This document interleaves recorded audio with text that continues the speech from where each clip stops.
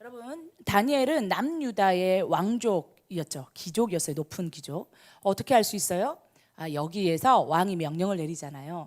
이 느부갓네살 왕은 어떤 정책을 펼쳤냐?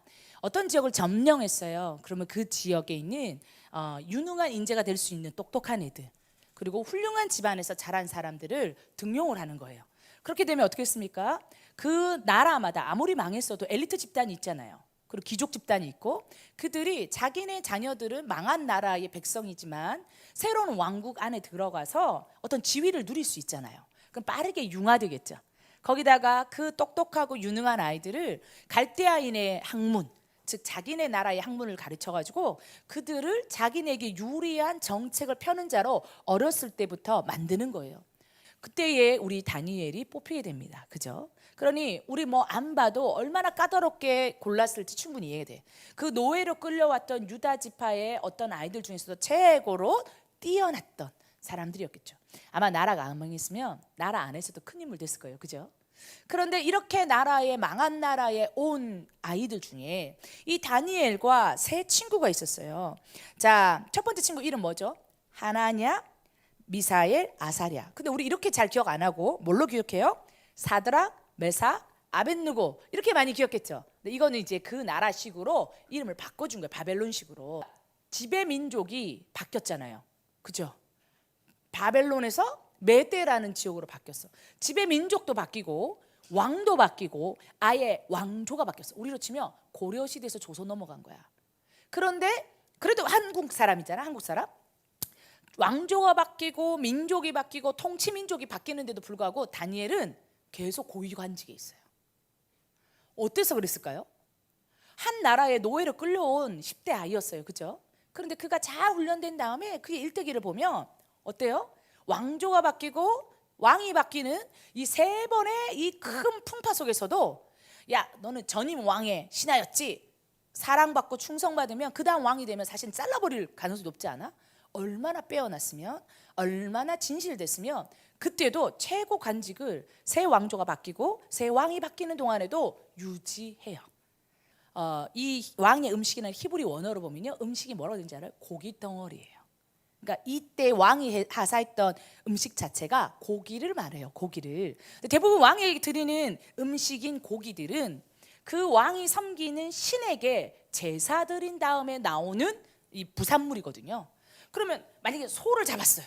그럼 왕의 음식이 가기 전에 그 왕이 되게끔 만들어준 그 신에게 제사를 지내는 거야. 우리나라 제사 지내면 음식 나눠 먹는 것처럼. 그래서 그거는 왕이 준 음식이기도 하지만 왕의 신이 축복한 음식이기도 한 거야. 그래서 반대로 생각하면 굉장히 영광이지만 하나님을 향한 신앙이 있는 사람한테는 결코 타협할 수 없는 것이기도 하지. 그 고기를 갖다가 줬고 맛있는 포도주를 날마다 쓸 것을 줬어요.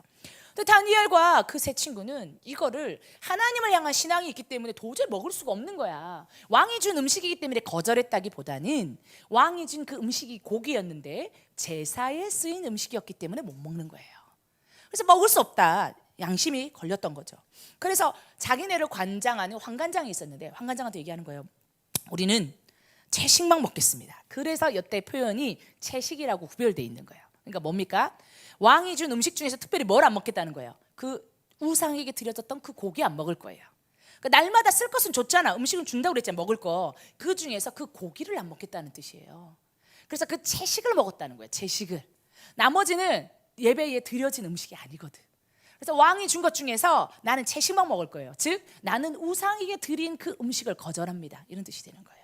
그래서 채식만 주고 물만 한번 줘보세요. 포도주도 신한테 이렇게 바치는 거지. 거절하고. 그래서 나는 채식과 물만 먹겠습니다. 그러니까 나는 하나님 앞에, 주님 앞에 범죄치 않겠습니다. 이렇게 얘기를 했어요.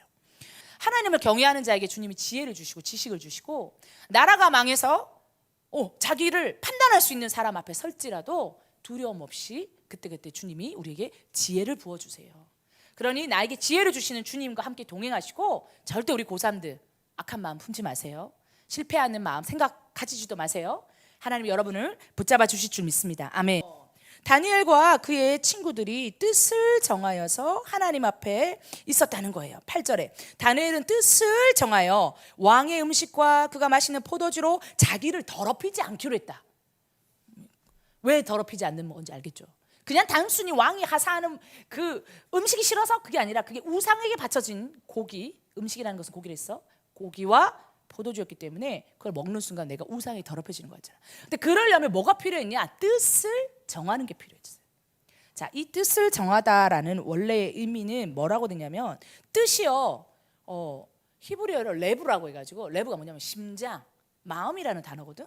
근데 레브, 그래서 심장, 나의 하트, 나의 마음이라는 단어예요. 원래 뜻을 정하여. 그러니까 뭐예요?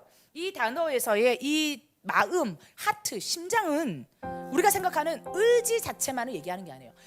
우리 심장이 뛰어요 할 때도 히브리어에서는 이 심장이 뛰어야 할 때 레브가 뛴다 이런 표현을 쓰거든요. 그게 뭐예요? 우리가 감정적으로 어떤 아름다운 걸 보면 너무 황홀해서도 심장이 뛰고, 너무 사랑하는 아름다운 여인과 남자가 나타났을 때도 막 너무 심장이 뛰고 이런 거 있죠. 감정적이고 정서적인 것까지 표현해요. 그래서 이때에 이 레브, 뜻을 정하다는 이 뜻은 뭐냐면 정서적인 영역, 의지적인 영역, 지성적인 영역까지 포함해요. 다니엘이 그 왕조를 바꿔가며 엄청난 믿음을 일으키며 최고의 엘리트로서 왕조가 바뀌고 왕이 바뀌어도 계속해서 쓰임받을 수 있었던 그 다니엘의 시작이 뭐냐? 10대인데 그 10대의 어떤 모습이요? 뜻을 정하는 모습이요. 그러니 우리 이곳에 계신 10대 여러분, 우리 방송에 있는 모든 10대 여러분, 청소년 여러분, 여러분들이 10대에 반드시 해야 될 일이 있어요. 뜻을 정하세요. 아멘. 이 뜻은 뭐라고요? 마음을 다하고 심장이 팔딱팔딱 뛰게, 감정을 다해서, 열정을 다해서, 그 다음에요 지적인 영역을 다해서, 의지를 다해서 주 너의 하나님을 사랑하십시오. 여러분들이 믿는 거, 여러분들이 알고 있는 거를 어떻게 해요?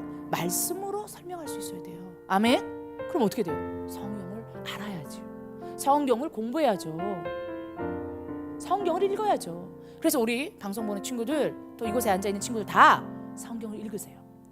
다니엘이 뜻을 정할 때 뭐 했다고? 처음에 지적인 영역에서도 하나님 두루뭉실하게 아는 게 아니라 하나님이 뭐 기뻐하고 뭐 싫어하는지 아니까 분별력이 딱 생겨가지고 우리는 왕의 음식, 원래 히브리 원어로 뭐라고 그랬어요? 고기 안 먹을래요. 뭐만 먹을래요?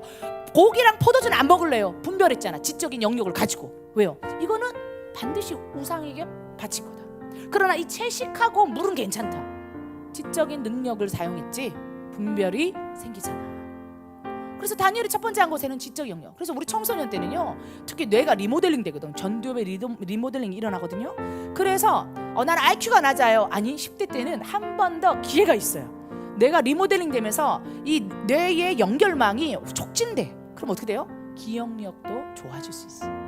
이성적인 능력도 개발되고 지적인 영역도 자극받아서 확장될 수 있어요. 그래서 타고난 IQ에 원망하지 마시고 10대의 뇌에 전두엽의 리모델링이 일어날 때 절호의 기회를 삼아서 성경을 읽으세요. 아멘. 여러분, 뜻을 정하시고 의지를 가지고 하나님 앞에서 선택하고 책임지고 하나님과 동행하고 하나님께 매달려도 보고 응답받는 여러분 되시길 축복합니다.